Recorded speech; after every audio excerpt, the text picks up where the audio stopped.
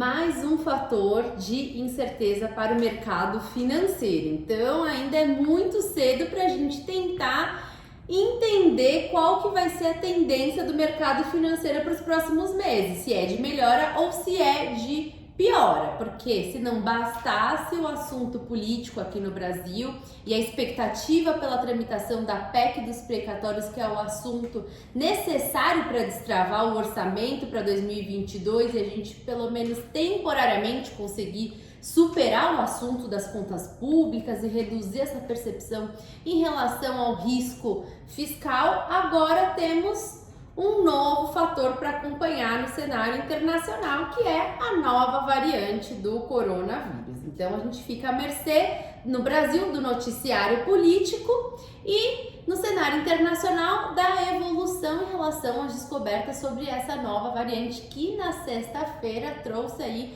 um movimento de aversão ao risco, mas na segunda-feira, logo na abertura, a gente já viu alguma recuperação, principalmente das commodities, como no caso o petróleo, que chegou a bater 5%, por algumas notícias em relação a descobertas sobre a situação de saúde das pessoas que entraram em contato com o vírus.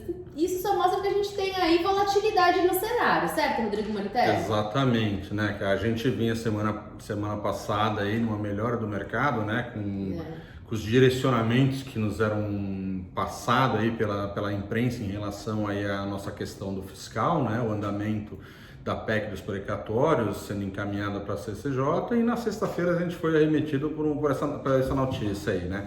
E meio que gerou aquele déjà vu, né? Então o mercado voltou àquela, pô, será que é uma nova cepa mais perigosa, menos o que aconteceu no passado? Começou aquelas correlações, e o fato é que o mundo inteiro acabou cedendo até bastante, mas ao longo da semana a gente, final de semana, né, tentando aí entender como que essa cepa não é, e hoje, como você bem colocou, a gente está tendo um cenário de recuperação aí dos mercados, tá? Tivemos recuperação na Europa, os Estados Unidos recuperando, a nossa bolsa recuperando, as commodities recuperaram, mas a questão dessa nova cepa segue no radar, né? As farmacêuticas todas já iniciaram testes aí em cima dessa variante aí, para saber se as atuais vacinas são eficazes com essa cepa ou não,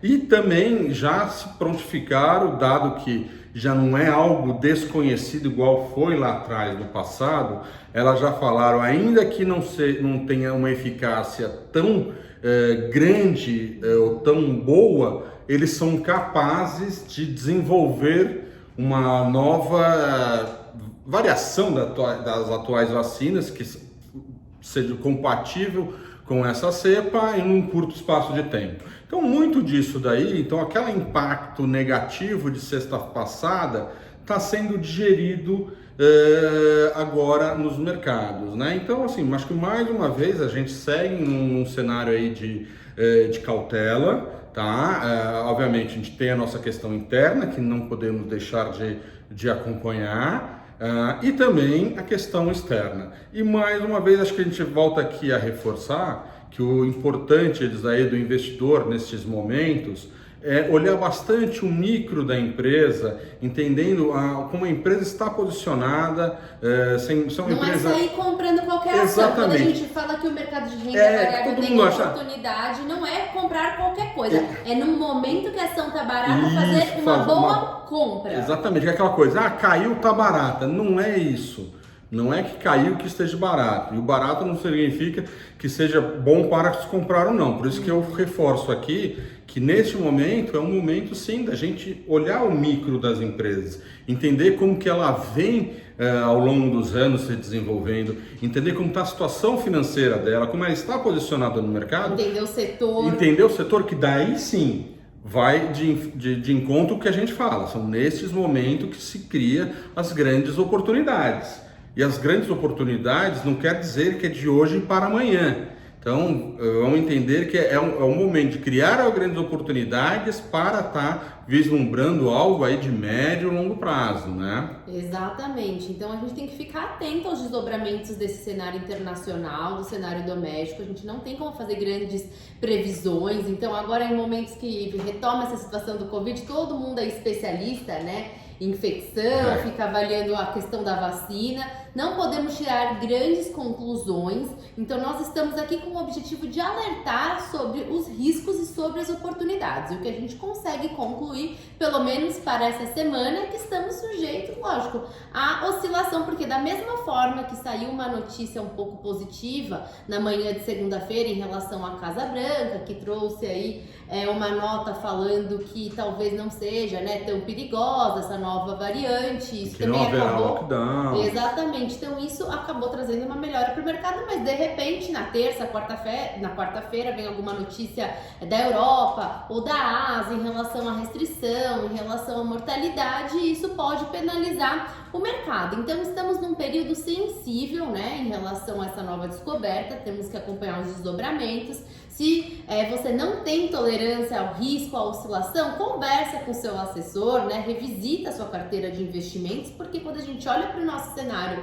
doméstico, não é segredo para o investidor que acompanha a gente aqui na Veda Investimentos, que desde agosto a gente tem toda essa questão envolvendo contas públicas, o orçamento do próximo ano, a gente tem um cenário político tumultuado, porque a gente depende do Congresso para o desfecho em relação a essa tratativa das contas públicas, e é um tema aí muito sensível para o mercado financeiro, e a gente pode ser que na terça-feira tenha um desfecho em relação ao assunto, o Senado consiga superar a discussão da PEC dos precatórios na CCJ e vá para o plenário.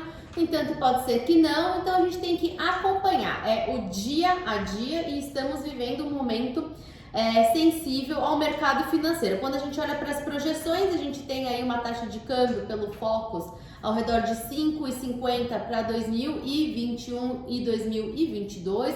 Muito provavelmente a gente pode ver até uma taxa de câmbio acima desse patamar por conta dessa tensão em relação às contas públicas. Então, se o desfecho for positivo, sim, a gente pode ver mais próximo de 5,50. Se não houver um desfecho positivo em relação a essa questão das contas públicas, provavelmente acima. Taxa de juros, o Banco Central indicou que pretende na próxima semana manter o ritmo de elevação em 1,50, então a gente deve ter uma taxa Selic ao fim de 2021 em 9,25, e o quanto vai ficar acima, né? O quão acima de 10% ficará a Selic a essa situação da nova variante, que a gente sabe que acaba colocando um pouco de cautela nesse ritmo de elevação por conta do impacto na atividade econômica que isso pode vir a trazer, mas principalmente em relação às contas públicas. Porque se nós acompanhamos nos últimos meses um deslocamento da nossa curva de juros em relação a uma mudança de patamar para cima, é por conta dessa percepção de risco fiscal. Então vamos acompanhar os desdobramentos em relação a esse assunto para ter um pouco mais de clareza, e aí sim tentar pensar numa tendência clara para o mercado financeiro. Exatamente, gostaria de reforçar que esse vídeo é um ponto de vista meu e da Camila, não reflete recomendação, apenas estamos expondo um ponto de vista, e quer saber mais, nos acompanhe nas nossas redes sociais. Boa semana! Boa semana!